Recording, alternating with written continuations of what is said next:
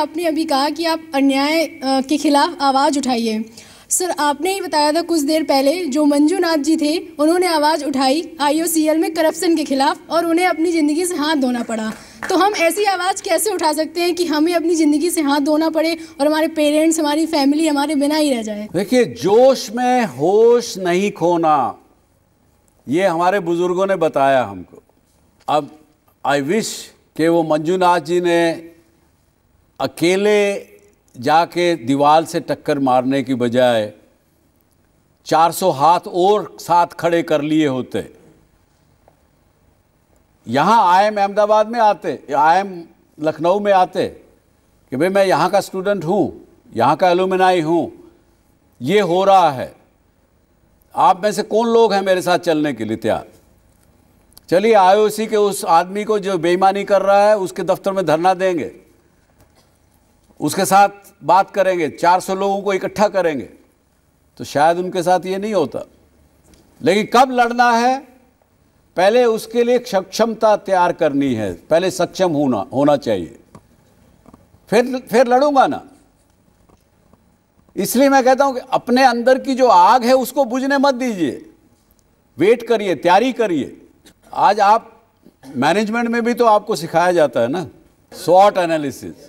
ठीक है, स्वॉट एनालिसिस करके आप क्या करते हो, जो अपनी वीकनेसेस हैं उनको ठीक करते हो, स्ट्रेंथ्स को और बढ़ाते हो, फिर उस चीज़ को अटैक करते हो।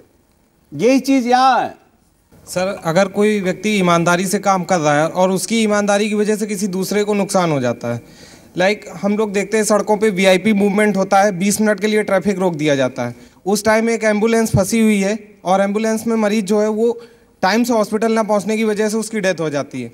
अब यहाँ पे जो ट्रैफिक इंस्पेक्टर है, जो भी ट्रैफिक का सिचुएशन एनालाइज कर रहा है, वो तो अपना काम ईमानदारी से कर रहा है कि उसने जैसा VIP मूवमेंट में होता है उसने ट्रैफिक रुकवा दिया 20 मिनट के लिए, लेकिन उसकी वजह से एक देखिए, इस बात का तो अभी हल हम करते हैं आपके जरिए, अपने व्यूअर्स के जरिए।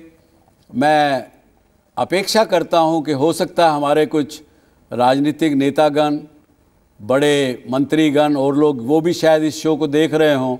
उनसे ज़रूर मैं प्रार्थना करूंगा कि ऐसी स्थिति में आप पहले से अपने कानून बनाइए, अपने सिस्टम बनाइए, जिससे अगर आप गुजर रहे हों और आपकी वजह से ट्रैफिक रुकता है तो एक इंस्ट्रक्शन दीजिए लोगों को कि ऐसी स्थिति में यदि कोई एम्बुलेंस, ऐसी कुछ चीज़ है तो उसको मत रोकें, उनको जाने दें, आगे करने दें। ये आपने जैसे आज आवाज़ उठाई इस शो के ज़रिए, हो सकता है कुछ लोग सुनेंगे इसको, हो सकता है इस बात का असर होगा। लेकिन अगर हम आवाज़ नहीं उठाएंगे, किसी को पता नहीं लगेगा, तो कैसे होगा?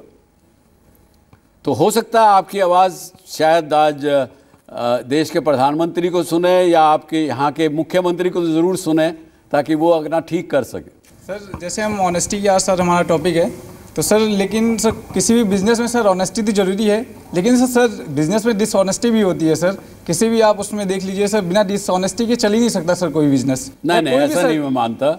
डिसऑनेस्टी से काम करने में तकलीफ आ सकती है, आती है, लेकिन काम नहीं चल सके ऐसा नहीं है सर। लेकिन होता है सर बिजनेस में, सर होता है, लेकिन सर बिजनेस ये होता है, चलता है।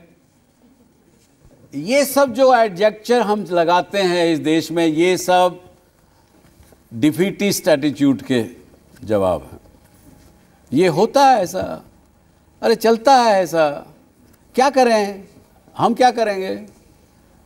ऐसा मत करिए प्लीज़। अगर ये बात आपको विश्वास है कि होता है ऐसा, तो भी आज के इस शो के सुनने के बाद इस बात को निकालने की कोशिश करिए अपने दिमाग से, तो मुझे मेरा मेहनताना मिल जाएगा, ऐसा मैं समझता हूँ। आज हम ये कंक्लूड करते हैं कि ऑनेस्ट होने के भी फ़ायदे हैं और ऑनेस्ट होने के नुकसान भी हैं, लेकिन उसमें से अगर आप ऑनेस्टी का रास्ता चुनते हैं, वो एक कठिन रास्ता है। आपको कठिन रास्ते पे चलने में तकलीफ़ है, तो कितने दिन उस रास्ते पे चल पाएंगे, ये एक सोचिए।